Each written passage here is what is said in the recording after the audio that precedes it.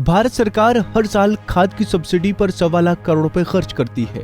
अब सरकार ने इस रकम को बचाने के लिए देश में जैविक खाद के बड़े पैमाने पर इस्तेमाल की नीति बनाई है। इसी के तहत बेगूसराय के सभी प्रखंडों में जैविक खाद बनाने की ट्रेनिंग दी जा रही है। केंद्रीय मंत्री गिरिराज सिंह की पहल के बाद कृषि वैज्ञानिकों के सहयोग से ये मुहिम चलाई जा रही है। जैविक खाद बनाने की ट्रेनिंग जीविका दीदी को दी जाती है। पहले फ्री देके ट्रेन भी ले सकते हो और वहाँ खेत भी जोत फर्टिलाइजर के लिए खाद बनाने हेतु जीविका दीदी ने को बताया गया। गिरिराज सिंह मंत्री जी आए हैं, सभी महिला जीविका दीदी को सभी को बता रहे हैं कि 500 किलो गोबर और 500 किलो फर्टिलाइजर जो छाया होता है वो वाला और 50 KG DAP 50 kilo urea mix करके उसको सारा चीज 5% देना है। उसमें रासायनिक खाद मिलाकर गोबर और मिट्टी से पूरा को लेप चढ़ा देना है। उससे खाद रासायनिक खाद से अच्छा ही खाद बनता है। 40 दिन में खाद तैयार होता है और इसमें बैक्टीरिया भी डाला जाता है। 15 दिन के बाद बैक्टीरिया डालकर पूरा को भूसा बना देगा। उसके बाद 40 दिन के बाद खाद तैयार हो जाएगा। रासायनिक खाद से अच्छा होता है जो खाद को बोला जाता है जैविक खाद। फल सब्जी के लिए, केला के लिए, आम के हर चीज में फायदा कारक है। गेहूँ, मकई, लेकिन सब्जी, केला का पौधा, लीची का बागान, आम का पौधा। वहीं केंद्रीय मंत्री गिरिराज सिंह ने बताया कि बेगूसराय के 18 ब्लॉक में 100 जगह पर जैविक खाद तैयार किया जाएगा। सिंह ने कहा कि 2 साल में किसानों को खाद के लिए दर दर भटकना नहीं पड़ेगा। इससे प्रधानमंत्री नरेंद्र मोदी के अपनी गाय, अपनी खाद और अपनी खेत का मूल मंत्र भी साकार हो सकेगा।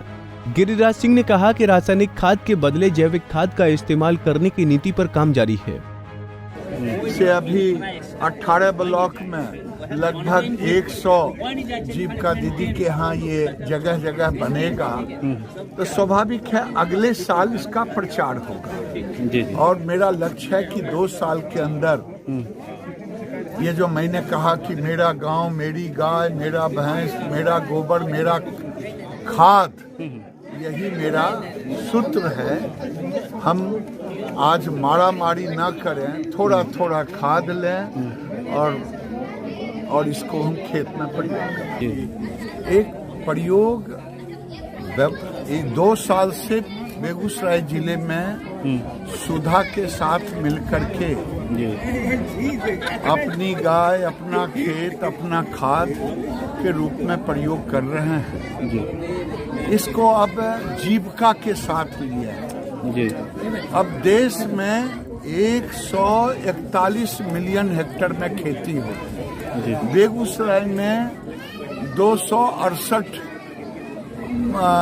लाख हेक्टेयर जमीन है और देश में लगभग 1.25 लाख करोड़ का हम सब्सिडी डिफरेंट तरह से देते खाद।